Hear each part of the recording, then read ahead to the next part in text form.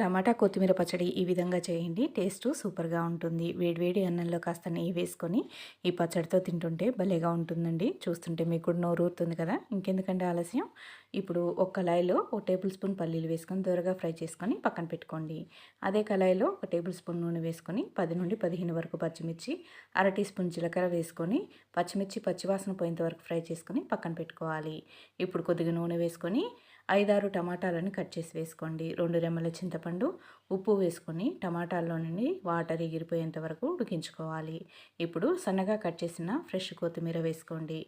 ఈ విధంగా కొత్తిమీర కూడా మగ్గిన తర్వాత స్టవ్ ఆఫ్ చేసి పక్కన పెట్టుకోవాలి. ఇప్పుడు మిక్సీ జార్లో పల్లీలను వేసుకొని పౌడర్లా గ్రైండ్ చేసుకోవాలి. అందులోనే పచ్చిమిర్చి, వెల్లుల్లి రెబ్బలు వేసుకొని మరీ మెత్తగా కాకుండా కోర్సుగా గ్రైండ్ చేసుకోండి. ఇప్పుడు ఉడికించిన టమాటాలు వేసుకొని కోర్సుగా గ్రైండ్ చేసుకోవాలి. ఈ పచ్చడి రైస్‌లోకే కాదండి టిఫిన్స్‌లో కూడా చాలా బాగుంటుంది. తప్పకుండా ట్రై చేయండి.